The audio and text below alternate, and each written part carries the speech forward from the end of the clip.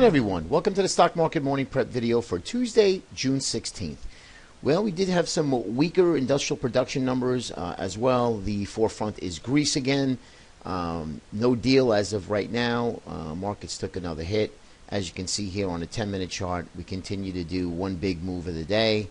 We gapped a little bit lower and then rallied once and then sideways. Same thing as you can see here. One move sideways, one move down, sideways. So not a great environment for the day trader. However, the scalper must be doing really well. And I do see that there is a change coming. Markets are definitely on fragile ground. For the last several weeks, I'm saying I'm thinking we're going to get some sort of at least a pullback, and then we'll decide if this pullback turns into a full-fledged correction. At the moment, I don't see a correction in the cards, but I do see us having a little bit more weakness. This week is going to be skewed. However, reason being is we have quadruple witching on Friday, which usually has a general bullish bias to the upside, getting closer to that Friday. Usually tomorrow, Thursday, we might get a little bit of a bid into the marketplace, and then next week we're going to see how the markets markets react to any other news in Greece. And I do think that the weekend is the deadline, which probably will be pushed back yet again. So we'll see. Just trading on this Greek headlines is really just ridiculous. We've been going on with this Greece situation for the last 5 to 7 years, and I just don't understand why a lot of these trades continue to trade off of that.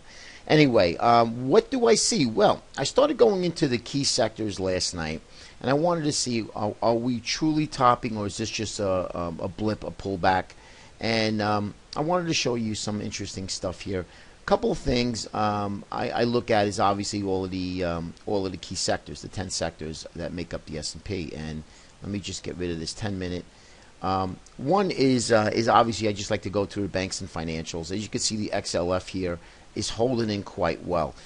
For now, it's holding in good. I like the way that nothing great, but it is holding in at 2480. We did break out of this consolidation. We're at the upper end of this range of resistance, which is now support. So I do like the way the XLF, the banks are holding in, and obviously rising yields help the banks and financials to make traditional money by lending. Now, here's the SPX, and this is the cash index, and what you see in front of you is a 60-minute chart of a head and shoulders pattern, which is a bearish pattern. Measures down to 2025. The neckline comes in at 2070. Now, this is bearish only if it breaks the 2070.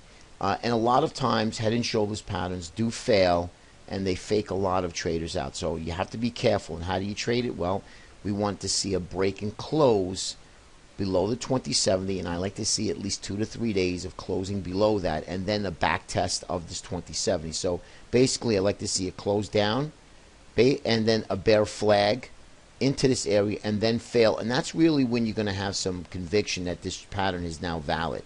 Because of a break and close below it, that doesn't mean anything. If a lot of people do see this pattern, usually it doesn't work. So just want to give you a heads up. However, if the pattern is valid and does trigger, we have a 2025-ish area of where the markets will go.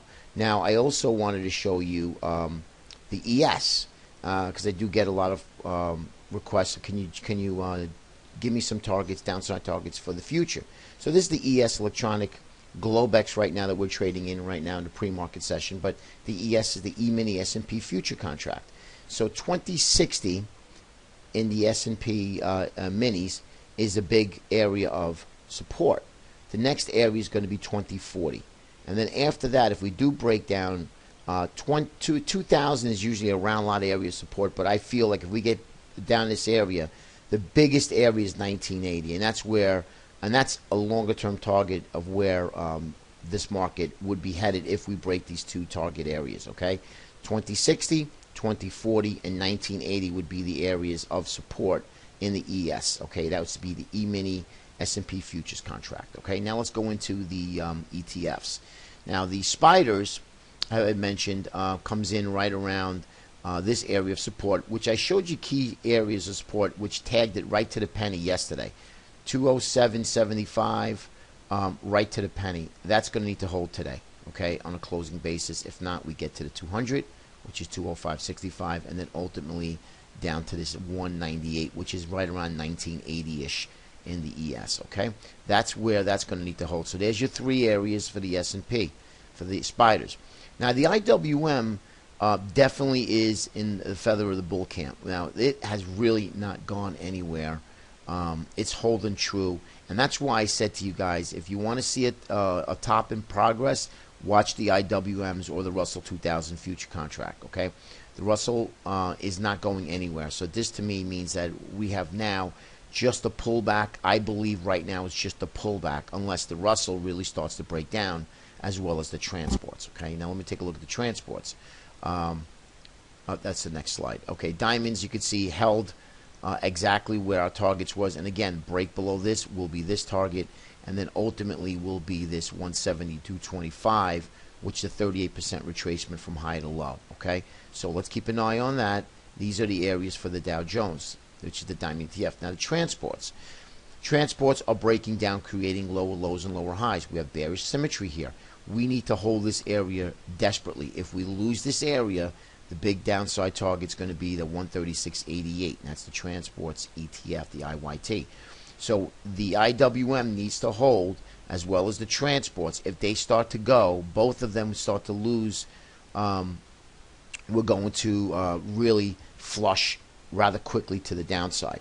Couple of other mentions. XLK, which technology ETF, also has a 60-minute head and shoulders pattern. Okay, that measures down to a target of 40.50. Okay, that needs to hold as well. All right, XLI, which is the industrials, that's made up of 30% of the S&P. We have a neckline of 55.20, and the target is 53. That also needs to hold. So you have about a target of negative downside possibilities of 4% from where we are now. Now, the good news is that Traders Almanac has a seasonality strength for about 3 weeks, from June 27th to July 17th. That's usually about a gain of about 1.27%. Okay, and that's over the last 20 years. So that's pretty good statistics. So if we do get a little bit of weakness for the longer term or swing trader, once we get into that weakness, it'd probably be ideal to start adding to your long exposure, because you'll get that rally. Hopefully get that rally. Now remember, news trumps the charts. So anything that happens in Greece, if they default or a bank defaults or a bank's in trouble because of Greece, all bets are off. Okay, everything gets sold into. I'm just letting you guys know. All right. Lastly, I wanted to show you the Qs. Right in this area, held that uptrend line. It's going to need to continue to hold, or we're going to get a flush down to here, and then of course that 200-day moving average will probably catch up into this area. So again, very important video today. I got some key downside targets, and are we in a correction, or are we just a pullback? Right now, I believe we're right now in a pullback, but anything could change rather quickly. I just want you to be aware of that. Quadruple witching puts the bid into the market, I believe, unless Greece announces that it's going to default. Then again, all bets are off. Just remember, guys, be very careful. Use your stops. If you're new to the business, maybe step aside here, because everything is hinged on right now what Greece is doing. So the news. The markets are reacting to the news here. So that's also not a great way to be trading. Usually when you're trading off technicals is one thing, but when something happens, then all the technical bets are off. All right, so just keep that in mind. Have a great day, everybody. Be safe, and we'll speak to you tomorrow. Take care.